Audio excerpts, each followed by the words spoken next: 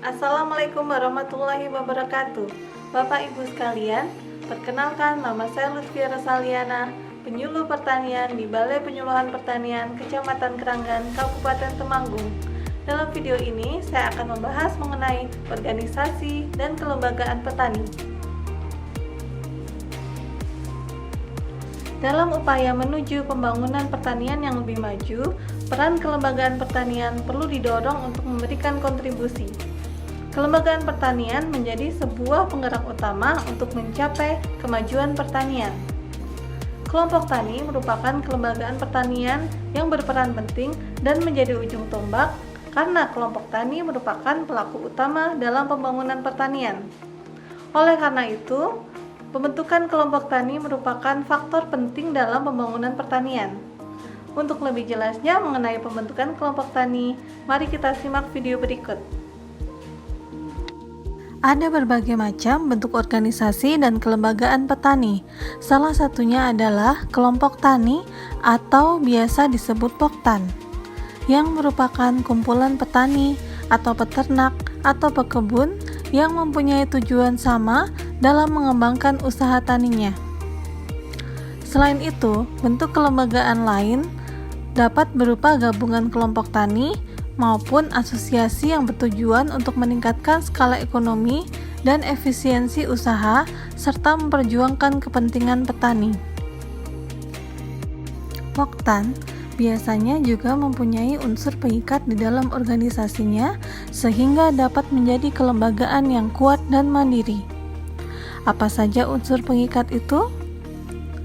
Yang pertama, kawasan atau hamparan usaha tani yang disatukan faktor pengikat tertentu, baik faktor alam, sosial, budaya, ataupun infrastruktur.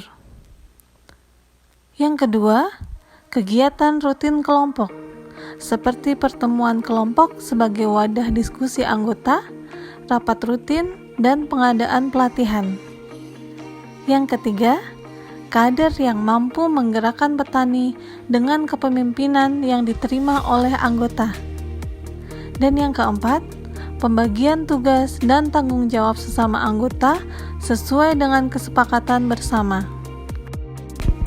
Apa saja manfaat berkelompok bagi petani? Yang pertama, dengan berkelompok, petani dapat mengembangkan diri dan usaha taninya.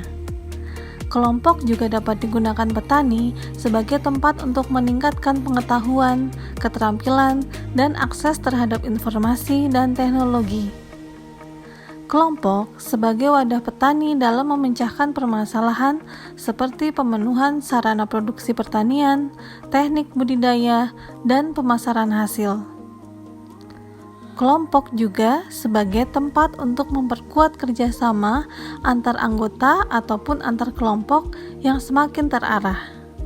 Dan yang terakhir, kelompok sebagai unit usaha ekonomi yang berorientasi pasar yang bertujuan untuk meningkatkan pendapatan dan kesejahteraan anggota. Bagaimana tahapan pembentukan kelompok tani? Yang pertama, membuat tim persiapan pembentukan kelompok dengan minimal 3 orang untuk menyusun aturan main anggaran dasar dan anggaran rumah tangga. Yang kedua, anggota yang tergabung antara 20-30 orang tergantung kondisi lingkungan masyarakat dan usaha tani. Yang ketiga, menyiapkan fotokopi KTP calon anggota. Yang keempat, mengagendakan rapat pembentukan kelompok yang dihadiri oleh tokoh masyarakat. Yang kelima, rapat pembentukan kelompok ini harus menyepakati beberapa hal, yaitu nama dan tujuan kelompok, anggaran dasar dan anggaran rumah tangga, struktur organisasi, jenis dan usaha kelompok, jumlah iuran kelompok, serta program kerja kelompok.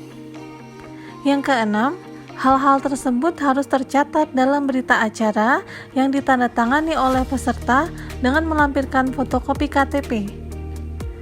Yang ketujuh, berita acara tersebut akan disahkan oleh kepala desa melalui surat keputusan pengukuhan kelompok tani.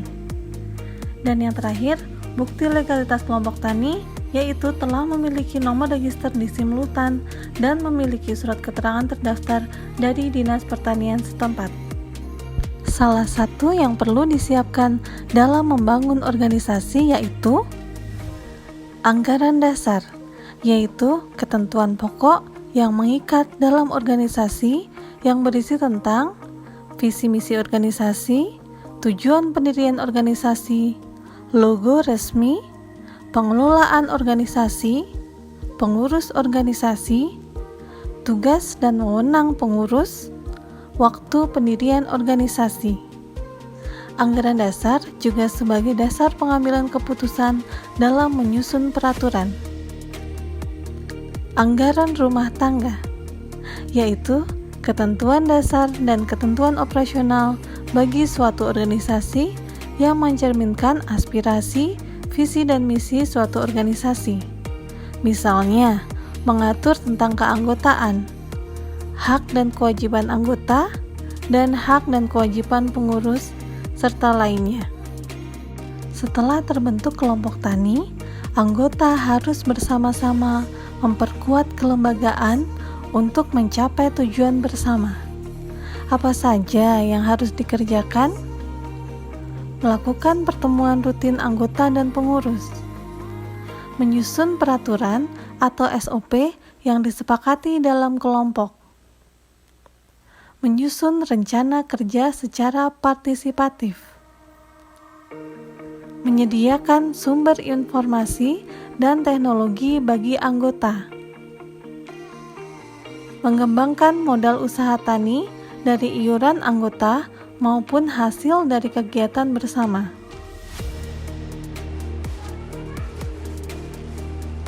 Nah, Bapak Ibu sekalian, demikian penjelasan saya mengenai organisasi dan kelembagaan pertanian.